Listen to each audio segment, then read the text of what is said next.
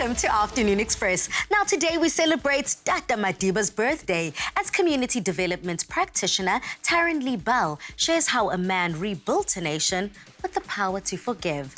We discuss the magic of making a child's dream come true and cook up that Madiba favorite, oxtail with umngqusho.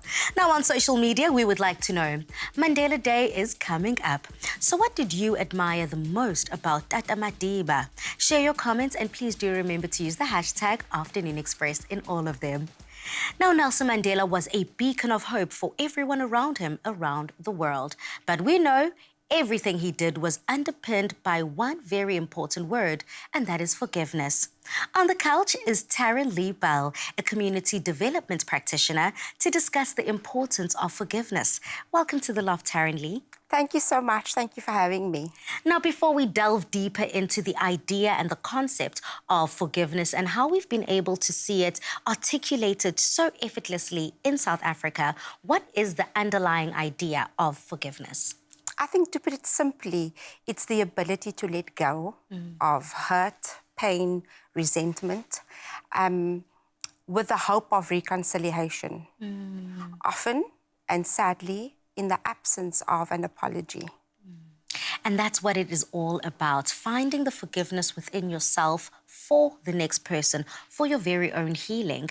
I mean, uTata Madiba, we know that these have been some of the principles he's upheld, forgiveness and reconciliation. But now we're 30 years post-democracy. Do you believe that these ideas are still valid and still true now? I think absolutely.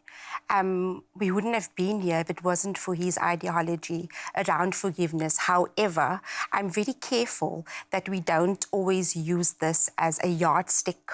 Okay. And so me saying that is forgiveness, healing is not linear. It's multi-layered. And so we find ourselves here, another generation, some of them really angry. It should be a yardstick, ultimately to say, if you're using issues of faith, if we look at the Abrahamic religions, whether it's Islam, Christianity, or Judaism. Yes. Jesus was a good example of that forgiveness. And so when one gets angry, we have to forgive.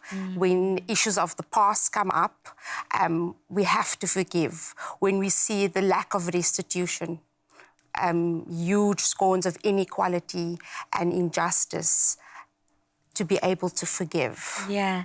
You know, as you're speaking, all that comes to mind is this is a huge ask. It's a huge ask of the person that feels like they've been done wrong and to go above and beyond and take the high road, you know, essentially. Yeah. So much so that you even say it's not linear, it's multi-layered. Yes. In your opinion, what do you think makes forgiveness such a multi-layered thing? I think because of the damage caused, the levels of pain that was caused.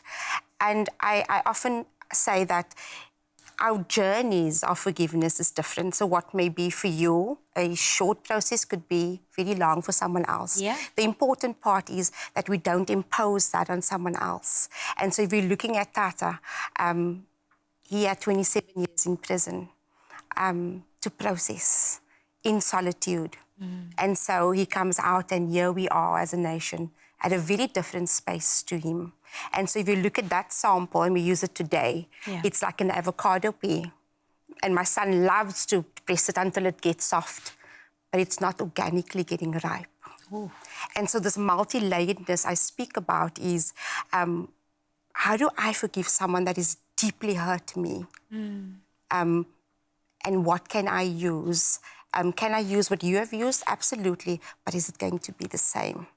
And so as we make our way around this mountain of healing, we are unpacking. Yes. And when we are unpacking, we're often pulling off Band-Aids that's been covering up wounds that wants to ooze out pus. Yeah. And when we are just continuing to unpack the idea of forgiveness, one instantly just speaks about mental health. Yes. Psychological effects. Does it have any positive psychological effects to just forgive, or is it essential to work through all the feelings before you get to forgiveness? Or is all the above true? So if we look at the avocado analogy, where we want to eat this avocado pea, but it's still so hard and we just pierce it. Yeah. And it's going to get soft. But once you open it and you taste it, it's not good because it was never ready. And so we're speaking about an organic ripening of the fruit. And that is the same with healing. To be able to understand that it's a journey and our journeys are different. What often happens is we want to impose my path for you. Often the perpetrator is someone mutual. And so how do we not do that and make the person understand that it's going to take work and time? Yeah. I think of my own life and my own journey of abuse and violation.